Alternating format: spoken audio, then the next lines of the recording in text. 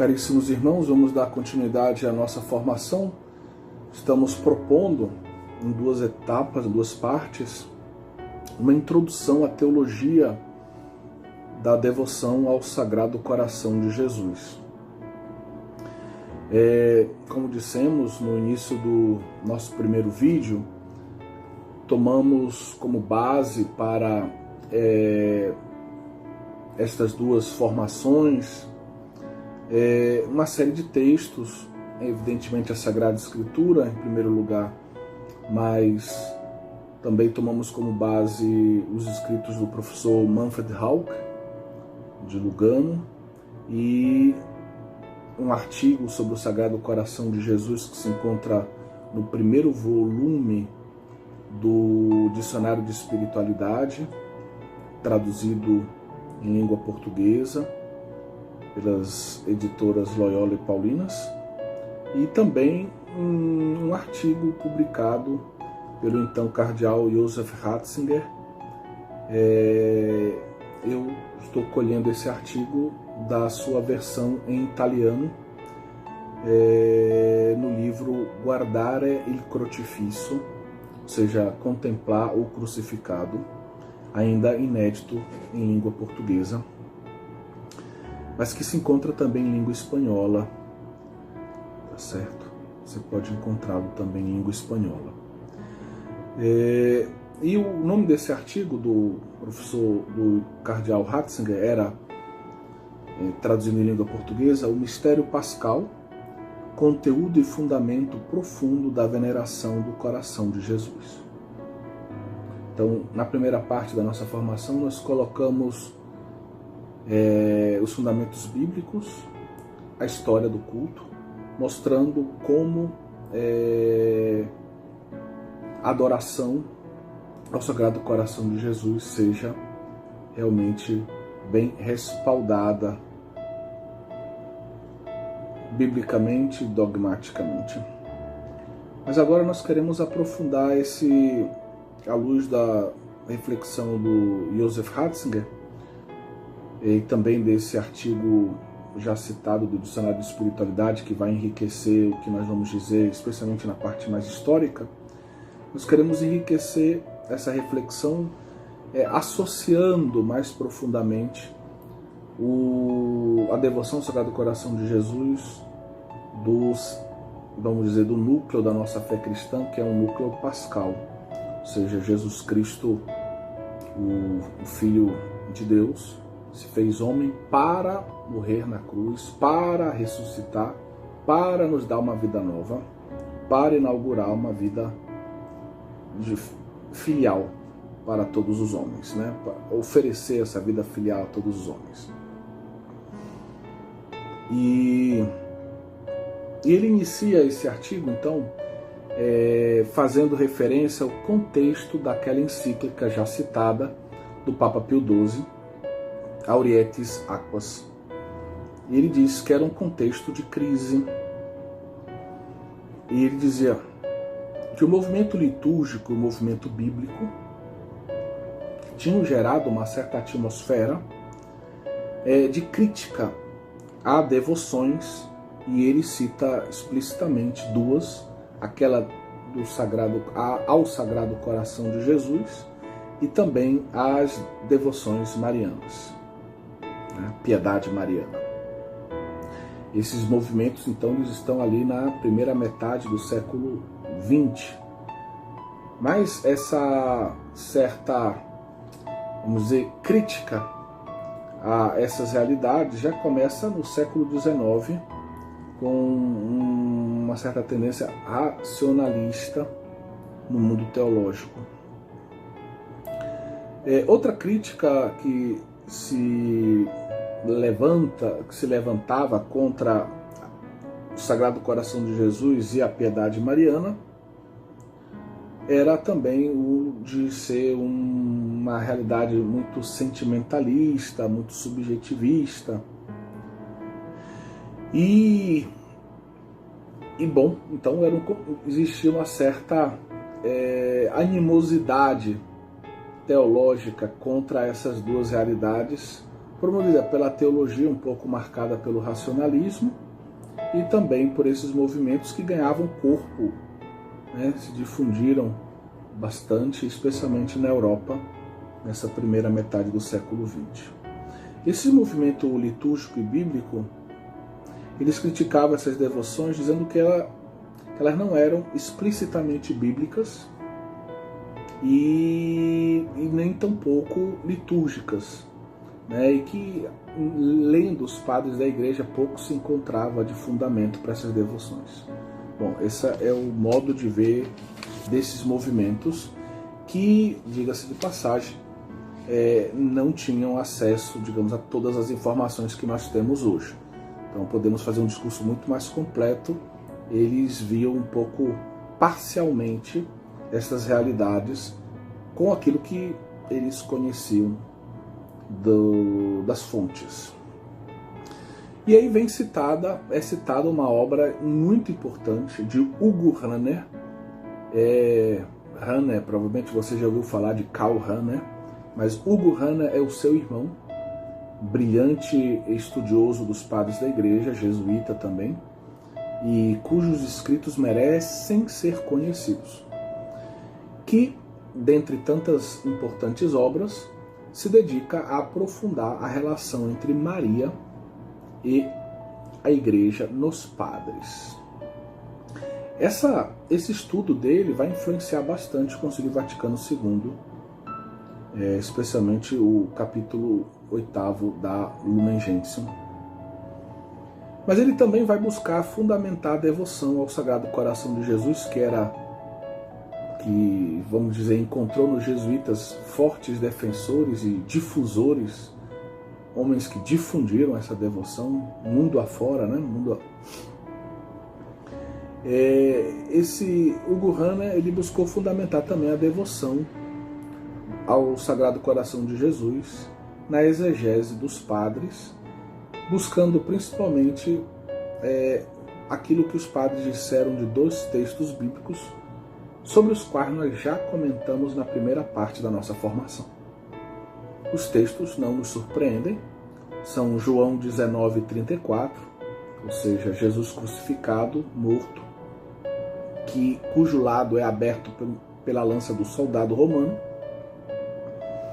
e do seu lado jorram, como testemunho evangelista, sangue e água. E João 7:37-39, que nós lemos na primeira parte da nossa formação, onde Jesus, numa festa solene judaica, no templo, afirma que aquele que crê nele, e ele continua, do seu seio jorrarão rios de água viva. E nós falamos que existe toda uma querela exegética quanto ao como nós devemos interpretar esse texto. Existe a possibilidade de interpretarmos, e isso parece mais de acordo com a globalidade do Evangelho, nós explicamos isso na primeira parte da formação. As águas vivas vão fluir do seio de Jesus, aquele no qual se coloca a fé, e existe a possibilidade de nós vermos também, de nós entendermos os fiéis como essas, digamos assim, homens e mulheres que, ao crerem em Cristo, se tornam eles também fontes de água viva para os outros, né? A globalidade do Evangelho, a inteireza do Evangelho de São João parece sustentar, como nós explicamos anteriormente, a primeira opção, né? Ou seja, Jesus Cristo como essa fonte de água viva, à luz do texto da Samaritana, à luz também do capítulo 6 e da relação, e principalmente de João 19:34, né? Onde se cumpre Jesus com o seu lado aberto, se apresenta realmente como essa fonte de água viva para os homens. Ratzinger recorda que essas passagens são, vamos dizer, importantes, né? Porém, elas têm um elemento que deve ser colocado em relevo. O coração de Jesus é a fonte de vida dos sacramentos. Essas são passagens pascais. O coração de Jesus é fonte de vida para a igreja, ela é fonte dos sacramentos para a igreja. Os sacramentos oferecem à igreja essa vida pascal de Cristo. Ambas conectam a cristologia e a pneumatologia, porque nós sabemos que no Evangelho de São João a água é um símbolo do Espírito Santo. Essa água da vida é o Espírito Santo, mas ele provém de Jesus, ele jorra de Jesus, é Jesus quem o dá. O Pai e Jesus é que vão dar o Espírito Santo, como os textos do capítulo 14 a 16 de João deixam claro. Então elas conectam a cristologia à pneumatologia. Esta água que jorra, porém, à luz de Ezequiel 47 e Apocalipse 22, dois textos que nós também comentamos na nossa primeira parte da formação, ela vai transformar o deserto em água, ou o deserto em jardim, perdão. Então, esse rio de água viva, que vai jorrar lá em Ezequiel 47 do templo, transfigurado, né? E vai transformar toda aquela região desértica, que vai de Jerusalém ao Mar Morto, num grande jardim, num grande Éden, impressionantemente fecundo. E a imagem é retomada lá em Apocalipse 22, versículo 1 e seguintes, com os dois tronos de Deus e do Cordeiro, que se tornam fonte de um rio de água viva, que também sobrenaturalmente comunica a vida em abundância, como Jesus Cristo diz ter vindo trazer essa vida em abundância para todos os homens. E essa imagem do jardim então, poderíamos dizer, a imagem da igreja, né? A igreja é esse povo que era um deserto e se transformou no jardim, que não era um povo e foi feito povo, que não era amado e foi amado, né? Que não vivia no amor em comunhão com Deus e passou a viver no amor em comunhão com Deus em Jesus Cristo. Então a igreja é a imagem, esse jardim é a imagem da igreja, né? Então aqui a gente vê que o coração de Jesus está profundamente ligado à imagem da Páscoa, né? Ou seja, o coração de Jesus, ele está biblicamente ligado ao fato de que Jesus, por meio da sua cruz e da sua ressurreição, se transforma em fonte de água viva, fonte do Espírito Santo para a igreja, para o mundo. Então a gente vê essa ligação, coração de Jesus e Páscoa, fonte do Espírito Santo, a ligação com a pneumatologia, para a igreja. Aí entra a eclesiologia. E aqui a gente tem esse quadro desses pontos que acabamos de citar como base teológica da devoção ao Sagrado Coração de Jesus. É uma devoção que tem conteúdo pascal, profundamente conectada com a pneumatologia e profundamente eclesial, né, em vista da igreja, eclesiológica também. A encíclica de Pio XII, ela, como nós já dissemos também, ela começa com a passagem de Isaías 12:3. Uma passagem que se cumpre no anúncio de João 7:37 a 39. Então, para que você recorde aquilo que nós dizíamos na formação anterior, citando Schnakenburg, em Isaías 12:3 nós temos: com alegria tirareis água das fontes da salvação. É assim que começa a encíclica.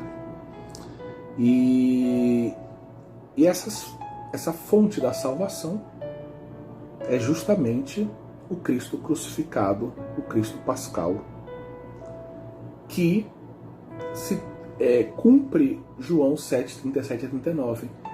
Ele se torna dele jorram rios de água viva, né? Então, o Santo Padre Pio XII afirma que é preciso superar o dualismo entre piedade litúrgica de uma parte, de um lado, e devoção do outro. É aquele contexto que nós explicávamos, bem sublinhado pelo cardeal Ratzinger. Um problema que já começou no século XIX, mas que adentrou na primeira metade do século XX. Ou seja, aqueles defensores da liturgia, toda a nossa espiritualidade deve girar em torno da liturgia. Então, qual é o lugar do Sagrado Coração de Jesus? Não parece ter um lugar tão claro dentro da dinâmica do ano litúrgico, dentro da dinâmica de um olhar bíblico. E o Papa pede que esses dois elementos eles se relacionem reciprocamente, eles se animem, se influenciem reciprocamente. Ou seja, tem uma relação não de distância ou de uma espécie de dualismo, não, mas uma relação de enriquecimento recíproco, que seria o ideal. Hugo Rahner, ele conseguiu fundamentar biblicamente, como nós já explicamos, e relacionar a devoção ao Sagrado Coração de Jesus com a Páscoa. A devoção ela é associada à imagem do lado aberto, fonte de vida sacramental para a Igreja. Nós explicamos cristologia, pneumatologia e eclesiologia. Então, nesse mistério do Cristo crucificado, fonte de vida sacramental para a Igreja, se realiza, como o evangelista São João deixa claro, a profecia que está lá em Zacarias 12:30. Contemplaram o que fora transpassado. Ele foi transpassado e os homens de Jerusalém contemplam o transpassado, Cristo. É interessante porque no primeiro versículo do capítulo 13 de Zacarias se fala depois de narrar a morte desse jovem, uma morte injusta desse jovem que surpreende um pouco todos.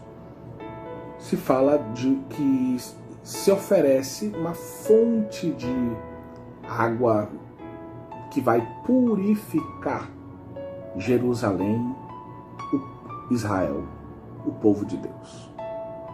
Essa fonte de água fica associada, dentro do contexto, à morte daquele que foi transpassado.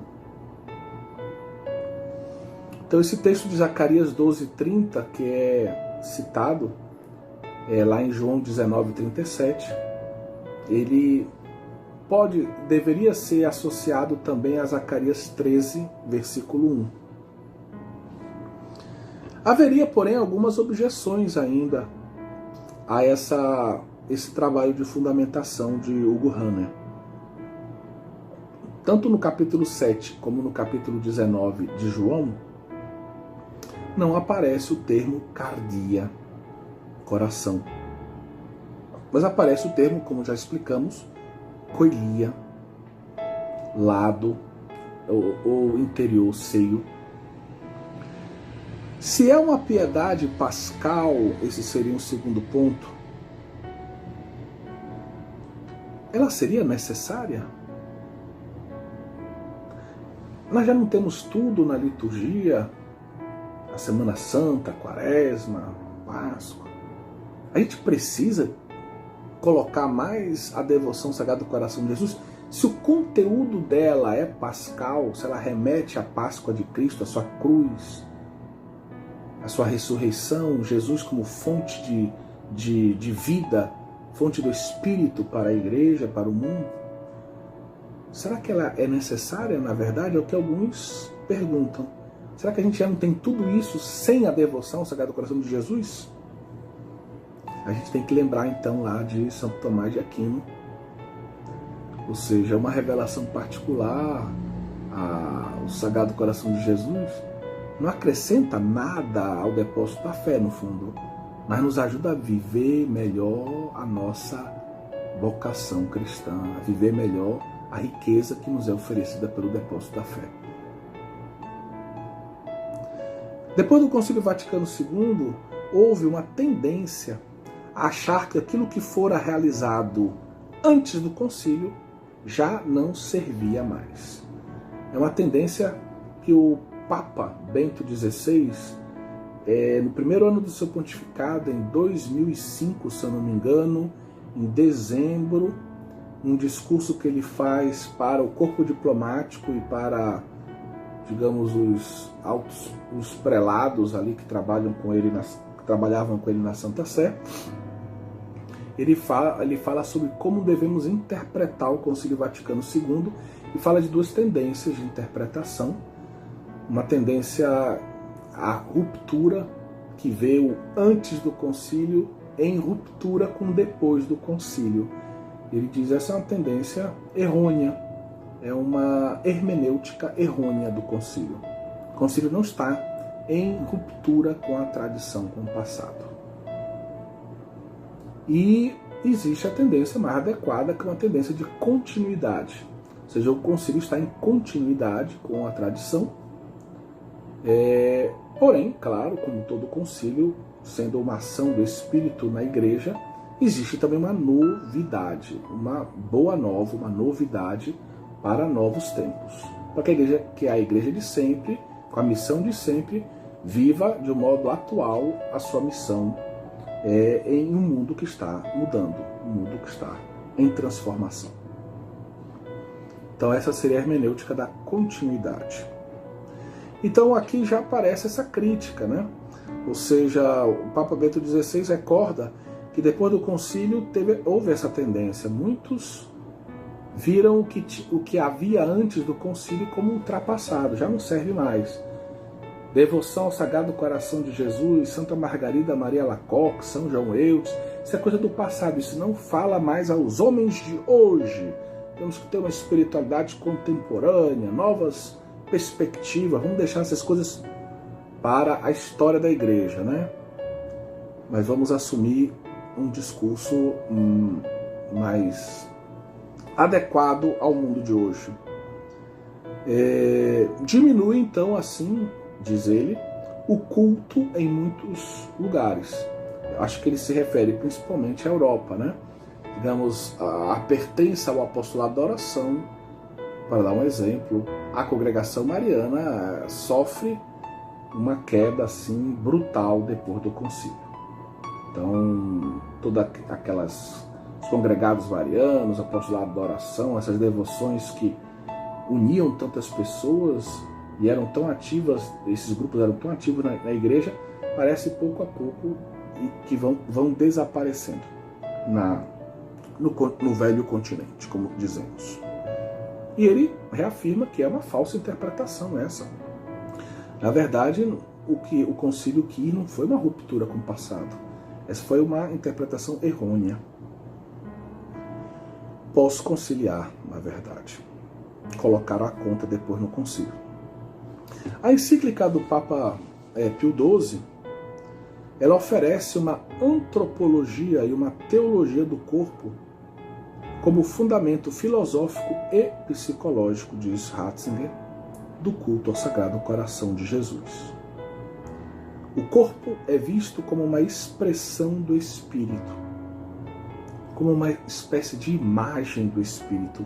Ele faz parte da pessoa do homem. O homem, não é que o homem tenha um corpo, né? Às vezes diz assim, eu tenho um corpo, como se eu fosse só alma, né? Não, o homem ele é alma e corpo, uma unidade substancial de corpo e alma, diria Santo Tomás de Aquino, né? Ou um espírito encarnado. O homem é isso. O corpo ele faz parte do ser do homem.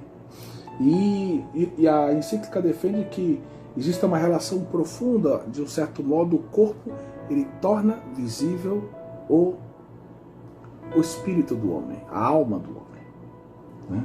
O corpo ele dá visibilidade, ele revela, de certa forma, o espírito do homem, torna sensível o ser do homem a quem está em torno a ele. A pessoa humana atua como espírito e corpo, né? Então essa é a doutrina de Santo Tomás de Aquino. Assim foi o homem querido por Deus. Para ele poder realizar o seu caminho, ele tem sempre que, como alma, atuar através do corpo.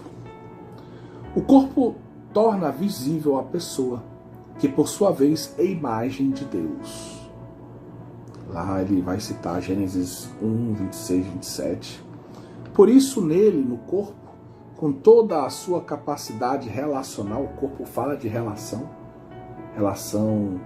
homem e mulher, relação com as pessoas.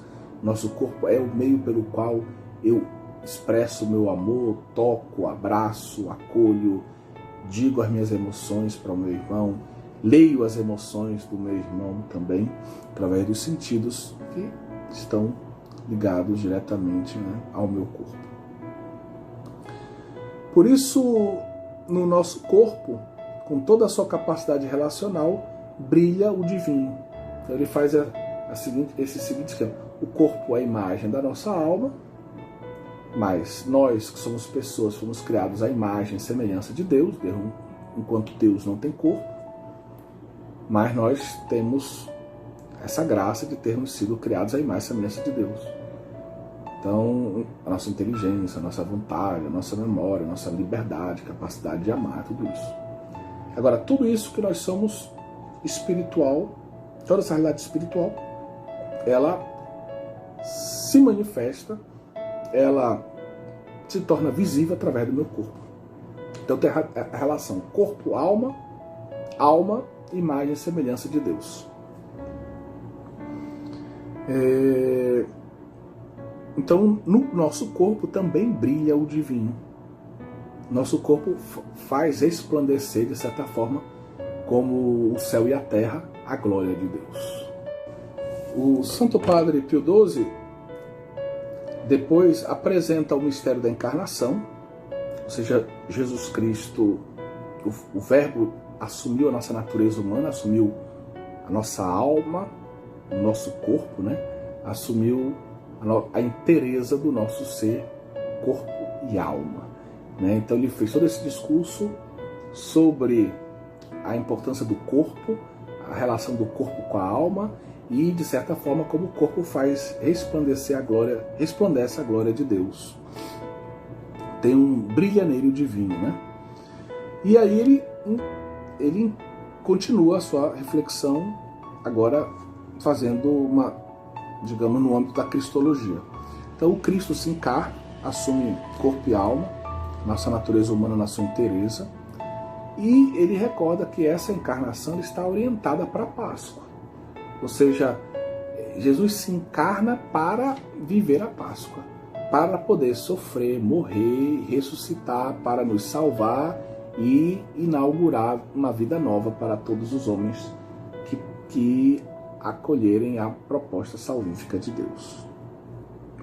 Então é bonito aqui tiver a relação de novo entre encarnação, corpo-alma e Páscoa. Tomando o episódio de João 20, 26 a 29, ou seja, Jesus ressuscitado, que no segundo domingo da Páscoa aparece de novo aos seus discípulos, só que agora está presente Tomé, e aí ele vai diretamente, se apresenta quase que especialmente a Tomé, dizendo: pronto, Tomé, estou aqui, eis as minhas feridas, coloca o teu dedo aqui nas chagas da minha mão e coloca a tua mão na chaga do meu lado aberto. Então, essa passagem, essa palavra, ela inspira o Papa Pio XII a continuar sua reflexão, dizendo que muitos de nós, muitos precisam tocar para crer, como Tomé. O contato físico pode nos conduzir ao intangível, ao transcendente. Ou seja, essa experiência que Tomé faz com o corpo glorioso de Jesus o conduz à identidade divina de Jesus. Ele chega ao divino através do corpo. O corpo se torna via para que ele reconheça o divino em Jesus. Que belo! São Boaventura é citado pelo Papa quando afirma: as feridas do corpo mostram as feridas da alma. Contemplamos pelas feridas do corpo as feridas invisíveis do amor. E aqui, isso aqui se encontra na obra Vida Mística de São Boaventura. É interessante porque, se a gente pegar autores no século XVI, Santa Teresa d'Ávila e Santo Inácio de Loyola, para dar dois exemplos de autores que quase todos nós conhecemos, eles também vão enfatizar na espiritualidade deles a concretude da humanidade de Jesus como via para que nós façamos a experiência com a sua identidade divina e com a Trindade Santa. Então a humanidade de Jesus como via, como um caminho para uma experiência com a divindade, com a sua identidade divina e com a vida intratrinitária, a vida trinitária. O homem precisa ver, tocar, os seus sentidos, a sua sensibilidade fazem parte do projeto de Deus. E os seus sentidos, a sua sensibilidade são fortificados por essas devoções que nos apresentam imagens que estão ao alcance dos nossos olhos, que a gente pode tocar, que a gente pode ver, né, que estão bem próximas de nós, que inspiram devoção, que inspiram piedade. Então, a devoção e a piedade que nós vivemos, né, por exemplo, no culto ao Sagrado Coração de Jesus, orientam o homem para Deus. A humanidade de Jesus é via para a divindade. Então, também a devoção ao Sagrado Coração de Jesus, que no seu olhar, na beleza do seu coração, com essa coroa de espinhos que inspira compaixão da nossa parte, a gente reconhece que são os nossos pecados, o fogo, a cruz, todos esses símbolos eles falam, a gente colhe essa simbologia, a gente colhe a imagem, a força dessa imagem por meio dos nossos sentidos, isso inspira em nós piedade, devoção e o Sagrado Coração de Jesus então se torna um caminho para que nós aprofundemos a nossa experiência com Deus vivo, com e em Cristo, através da fé e do amor. É interessante que a gente poderia colocar assim, Deus aqui, o homem, e no meio, entre Deus e o homem, essa piedade mais sensível, por exemplo, ligada ao Sagrado Coração de Jesus. Então, Deus, através do Sagrado Coração de Jesus, ele fala e nos transmite o seu amor divino, o seu amor humano, né, em Cristo. Ele transmite tudo que ele conquistou para a gente, a cruz, a ressurreição, a vida nova que ele quer nos dar, nosso chamado ao céu. E ao mesmo tempo nós podemos, através do Sagrado Coração de Jesus, ir até Deus e entregarmos a Ele a nossa vida com fé, entregarmos a Ele o nosso amor e caminharmos assim para uma vida de maior comunhão com Deus, uma vida de divinização, de santificação. Essa piedade que a devoção ao Sagrado Coração de Jesus inspira em nós, ela vence uma certa visão aristotélica de Deus, que às vezes fica muito associada a uma imagem de um Deus apático. A apatia, ou seja, um Deus que não sofre, né? Um Deus que não pode sofrer, que é... A gente associa esse Deus que não sofre a um Deus indiferente. Tanto fez, tanto faz. E a imagem do Sagrado Coração de Jesus mostra que não é um Deus, que em Deus a gente não pode falar de um tanto fez, tanto faz. Deus ama a humanidade. Por isso ele se importa com a humanidade, ele quer o bem da humanidade, ele faz tudo para salvar a humanidade.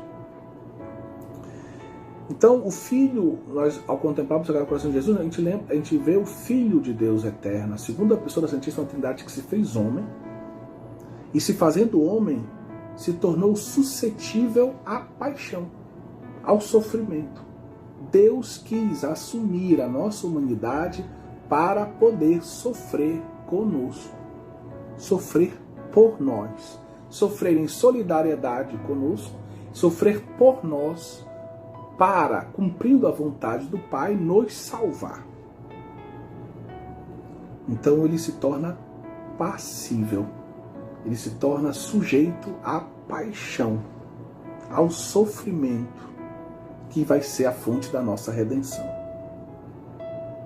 Deus, ao contemplarmos o Sagrado Coração de Jesus, a gente vê que Deus não é um Deus indiferente, um Deus frio, ou um Deus apático. Apesar da sua imutabilidade. Ou seja, um Deus que não pode mudar, e por isso a gente não pode falar que Deus não sofria, agora sofre, seria uma mudança em Deus. Mas o amor de Deus por nós faz com que Deus ele se importe conosco. Ele não é indiferente a nós, ele nos acompanha, ele está conosco, ele quer a nossa salvação, ele faz tudo por amor para nos salvar. E o coração de Jesus, de certa forma, diz de um modo muito sintético e denso e profundo essa verdade. Ao se encarnar, Deus assume a nossa capacidade de sofrer, de sentir. E aqui mostra a dignidade, né, dos nossos sentimentos, dos nossos sentidos, porque ao se encarnar, Jesus assume toda a nossa sensibilidade, os nossos sentidos. Então essas realidades, elas não são, a gente não deve desprezá-las ou menosprezá-las ou até negá-las, não? Elas fazem parte da nossa vida humana e devem fazer parte da nossa relação com Deus. Agora, elas não devem encabeçar a nossa relação com Deus, mas elas fazem parte da nossa relação com Deus, sim. Origens dá início a uma tradição dentro da teologia. A gente, em alguns momentos, pode questionar até a ortodoxia disso em alguns momentos, que sobre o sofrimento de Deus, uma tradição ligada à ideia de que Deus sofra, de que Deus sofre. Então, Orígenes fala de Deus que sofre e tenta explicar esse paradoxo. Ele sabe, por um lado, que como Deus, ser absoluto, como é que Deus sofre. Mas, por outro lado, ao ler a Sagrada Escritura, várias vezes ele encontra passagens onde parece, na linguagem antropomórfica, que Deus está sofrendo diante do pecado do homem, diante da maldade do homem, diante da falta de correspondência do homem para com as suas propostas de amor, para com a aliança, as alianças que ele sela com a humanidade, com o seu povo. E então, referindo-se ao amor, Orígenes tenta articular essa ideia de que Deus ele sofre porque ama. Então, porque ele amou, então ele sofre. Não dá para falar em um Deus que amou sem sofrer, certo? A teologia contemporânea, especialmente a que eu me refiro à Nouvelle Théologie, autores como Henri de Lubac, por exemplo, von Balthasar, colocam, digamos, dão continuidade a esse tipo de discurso. Também no lado protestante temos Moltmann, que Orígenes começou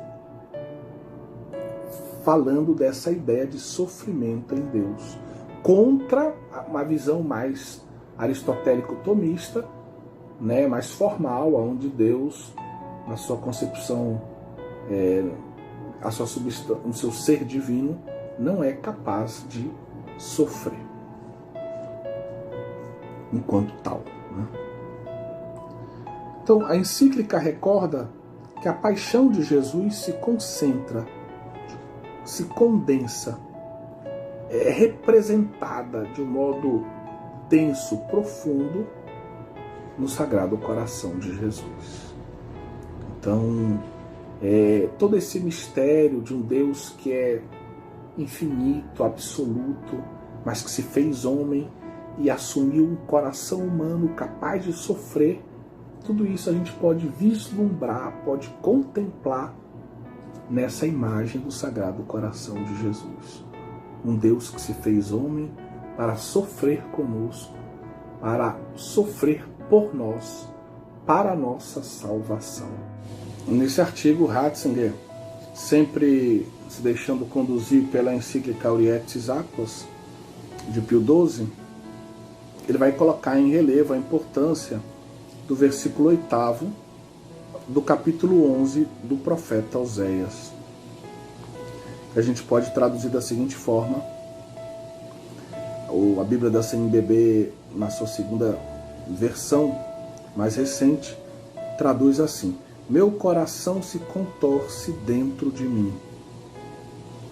Mas se poderia traduzir também: meu coração se volta contra si mesmo.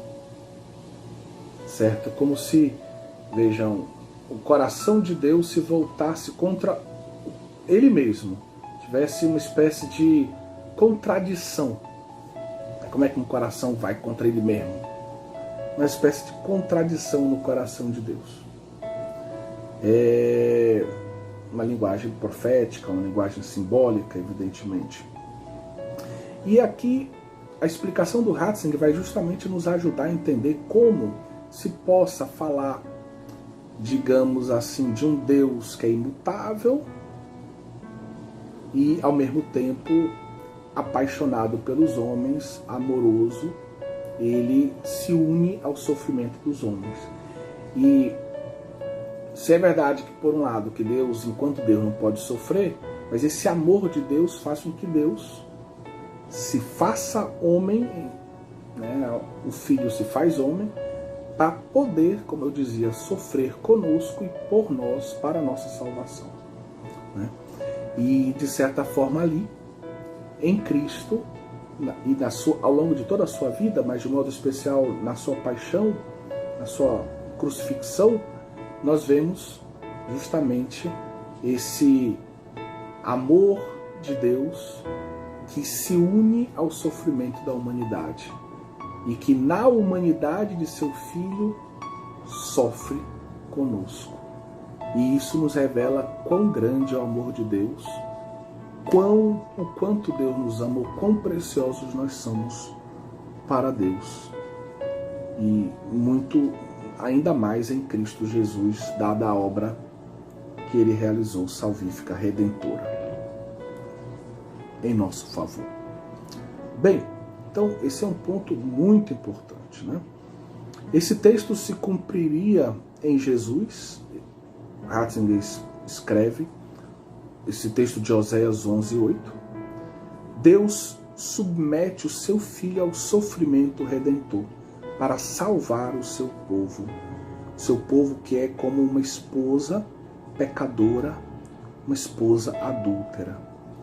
Nele, no seu Filho, a justiça se une à compaixão, à misericórdia.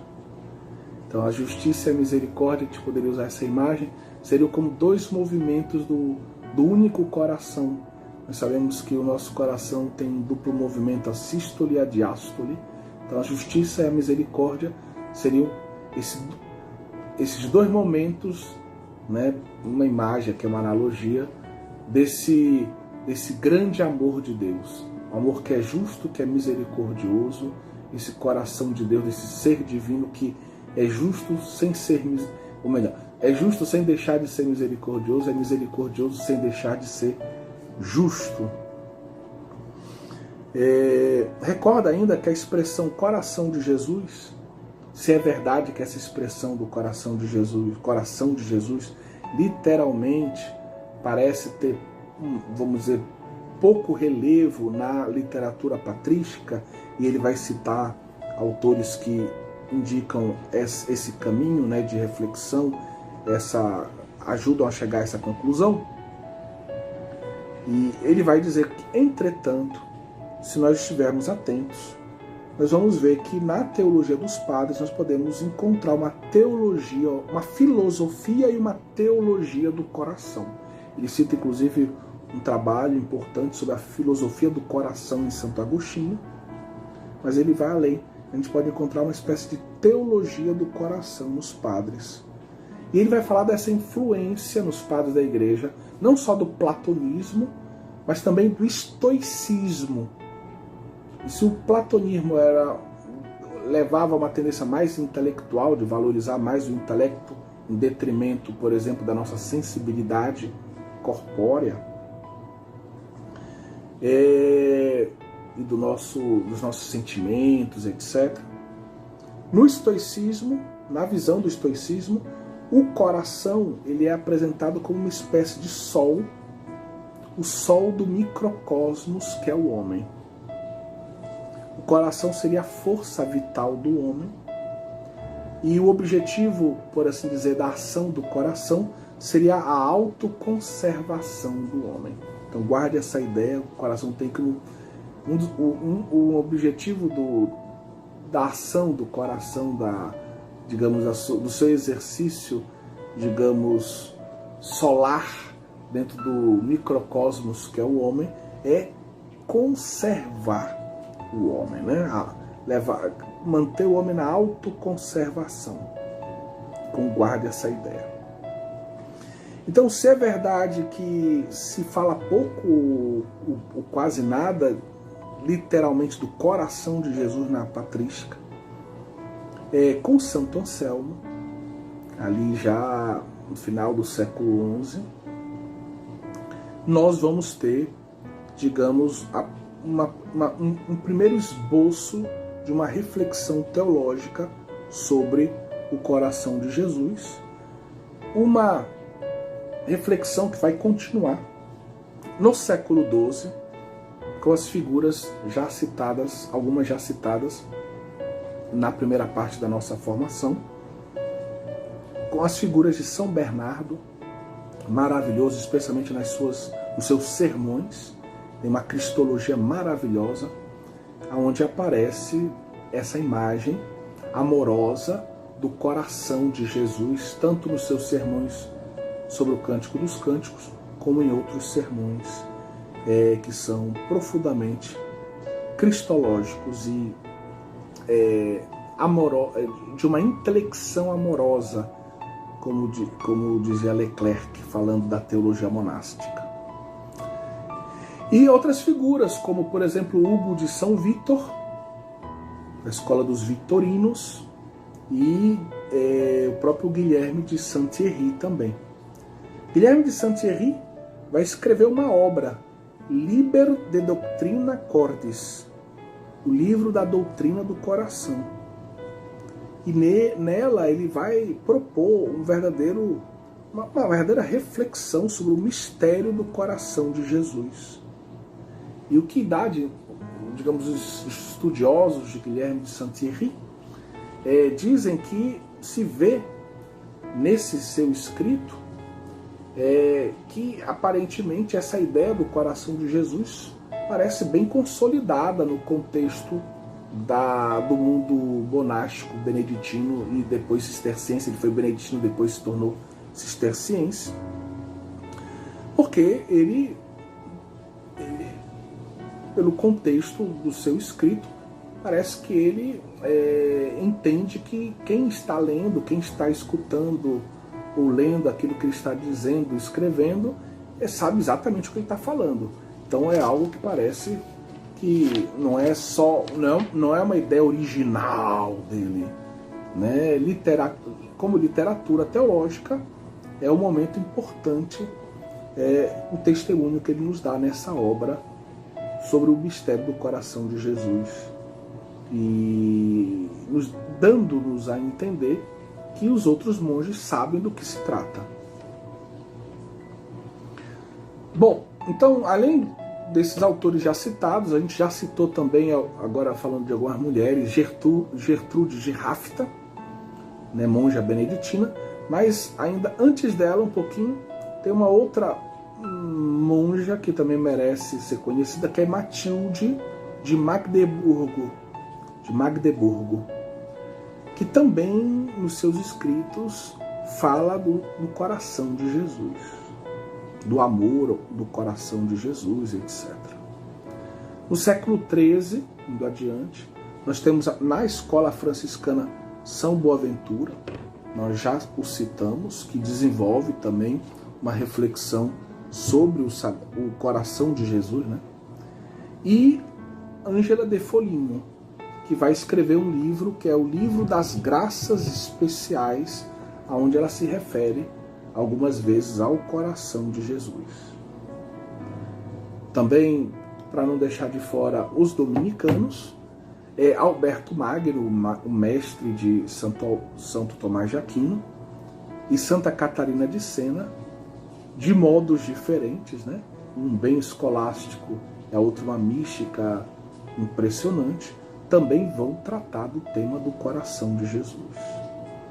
O que se nota depois do século XIII, e isso é uma característica mais ou menos geral da teologia também, e aqui a gente está na fronteira de teologia e mística, né, e espiritualidade, mas na teologia isso é muito claro, acontece uma decadência teológica.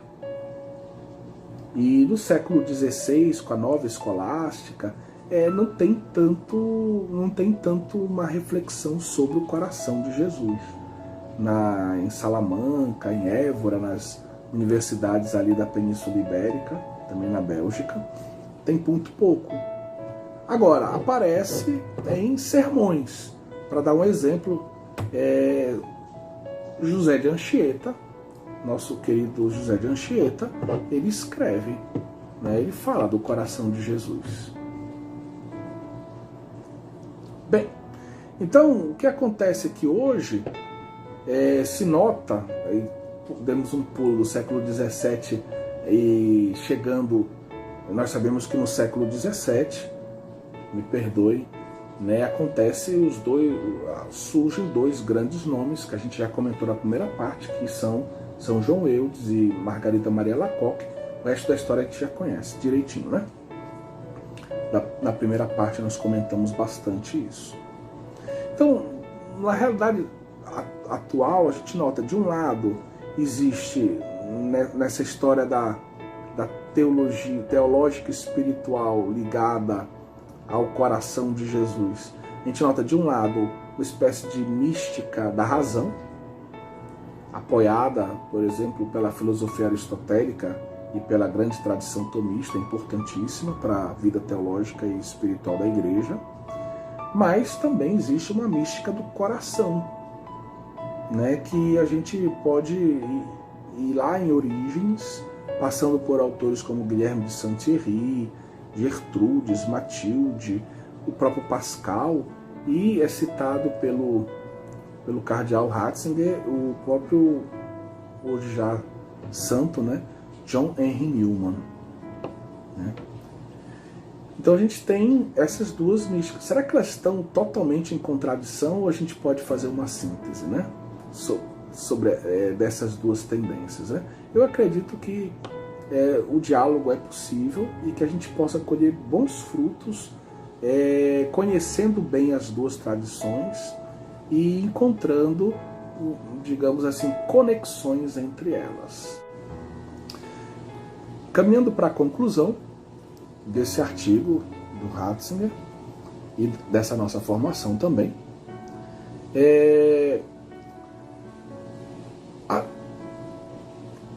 a devoção ao Sagrado Coração de Jesus, o conteúdo dessa devoção que nós vimos é fundamentalmente Pascal, destrói o princípio estoico de que o coração tende à autoconservação. Lembrem-se que eu pedi que vocês guardassem essa informação. Então, por quê? Porque o coração de Jesus ele não tende a se autoconservar. Mas o coração de Jesus é 100% dom de si. Jesus vive para o Pai e para os homens. Jesus é todo movimento de saída de si mesmo. É todo amor. Amor pelo Pai, amor pela humanidade. Então Jesus, ele, para salvar o mundo, ele se abre completamente. Ele está totalmente aberto para Deus e para os homens. E a lança que perfura o seu lado, né, depois da sua morte, vai deixar isso explícito. O coração de Jesus que estava aberto para realizar a vontade do Pai, para abraçar todos os homens, para amar todos os homens, né? Para sair de si no amor. Esse fica bem representado nessa imagem do crucificado morto com o seu lado aberto.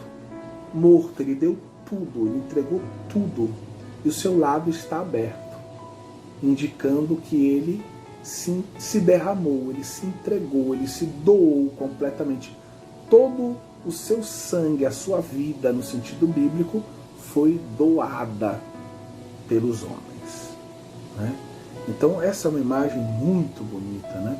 O coração de Jesus quebra esse modelo estoico do coração como tendendo à sua autoconservação. Mas o coração de Jesus é dom de si, é abertura total para o amor. Abrindo-se, ele se oferece aos homens, ele oferece aos homens os dons de Deus. Então, aberto, ele é essa ponte entre o céu e a terra. Aberto, ele oferece aos homens a vida de Deus, os dons de Deus, o Espírito de Deus, a sua própria filiação divina. Mas, ao mesmo tempo, aberto, ele oferece a Deus os homens. Ele oferece à humanidade, a Deus, e as nossas orações litúrgicas, a nossa oração eclesial, participa dessa oferta de Jesus, desse movimento ascendente, né, do Filho que oferece o que ele é e com ele a igreja, cada homem ao Pai, né? Então o coração de Jesus aberto é essa ponte de mão dupla. Está aberto para que a vida de Deus chegue ao homem, aos homens, para que a vida dos homens chegue a Deus. Esse coração que é divino e humano, esse coração que é amor divino, que é amor humano, que é amor teândrico, né? No coração de Jesus tocamos, de certa forma, o núcleo do cristianismo, o centro do cristianismo. Isso é muito importante. O seu coração, né? O seu coração, ele nos chama, ele fala ao nosso coração, né? Ele nos chama para falar ao nosso coração. Essa imagem do coração de Jesus é como um chamado, um convite. Ei, eu quero te falar ao coração. Olha para o meu coração, porque eu quero falar ao teu coração. E aqui, várias vezes, o cardeal Ratzinger recorda o lema do cardeal Newman, São John R. Newman, que o coração fala ao coração. Então o coração de Jesus, ele quer falar ao nosso coração. Ele nos chama porque ele quer falar ao nosso coração, ao mais profundo do nosso ser. Ele quer se entregar a nós. Ele quer se dar a nós, para que ele possa nos abraçar e nos dar ao Pai, nos entregar ao Pai. tem sempre esse duplo movimento, né? Esse coração que nos chama, que quer falar ao nosso coração, nos convida a imitá-lo, a entrar na sua escola. Aprendam comigo, eu que sou manso e humilde de coração, imitem-me. Ele quer nos ensinar a nos entregar também como ele se entregou. Ele quer nos ensinar a amar como ele amou. Ele quer nos ensinar o que é o dom de si, uma categoria tão importante no pensamento, por exemplo, do Papa João Paulo II. Ele quer nos ensinar, na verdade, superando aquela visão estoica de autoconservação, que na verdade é perdendo o que a gente ganha, é dando a nossa vida que nós vamos encontrar a nossa vida e vamos ser felizes, como ele, como os santos, como a Virgem Maria. Então ele nos chama a nos encontrar, a encontrarmos nele e com ele a plenitude do amor. Pois só a plenitude do amor pode oferecer a eternidade, e a eternidade é a característica divina que nos ajuda a entender que em Deus nós podemos ficar conservados para sempre. Ou seja, somos chamados pelo coração de Jesus a descobrir com Ele e nele a plenitude do amor. Pois só a plenitude do amor, o amor divino, pode oferecer a eternidade. E na eternidade eu encontro a conservação santa da minha vida. O homem encontra a conservação santa da sua vida e do mundo inteiro. Certo? Então, tocamos aqui em vários aspectos, mas eu queria terminar com 3 ideias fundamentais.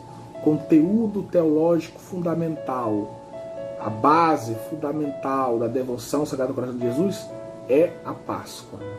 É uma devoção pascal. O Sagrado Coração de Jesus nos fala desse Deus que se encarnou para morrer na cruz, para nos salvar. Então, um conteúdo pascal, fundamento pascal da devoção ao Sagrado Coração de Jesus. Segundo ponto, né? Essa devoção ao Sagrado Coração de Jesus, ela nos ajuda a equilibrar, por um lado, o mistério de um Deus santo, imutável, um Deus que não precisava criar todas as coisas, completamente feliz em si mesmo, mas que criou todas as coisas para que manifestassem, para que participassem da sua glória, por amor. E esse Deus que, apesar de ser absoluto e de se bastar, por ser amor, ele não é indiferente ao homem. E apesar da imutabilidade e de não poder sofrer enquanto Deus, à luz lá do texto de Oséias que nós citamos ainda há pouco, esse Deus quis demonstrar o quanto ele nos ama, enviando o seu Filho, permitindo com que o seu Filho se encarnasse para nos salvar, e assim, né, o seu coração se revirou em si mesmo, né? Então o seu coração se voltou contra si mesmo, e Deus, que está acima da ideia de sofrimento, quis conosco e por nós, para a nossa salvação, sofrer, né, a paixão, sofrer a morte de cruz, sofrer para demonstrar o quanto ele nos ama, para ser a fonte da nossa salvação. E, finalmente, esse Sagrado Coração de Jesus que nos promete o quê? A eternidade. Então, se nós trilharmos o caminho do coração de Jesus, se nós trilharmos a via do coração de Jesus, esse coração que não se autoconservou, mas se entregou ao Pai, se entregou por amor aos homens.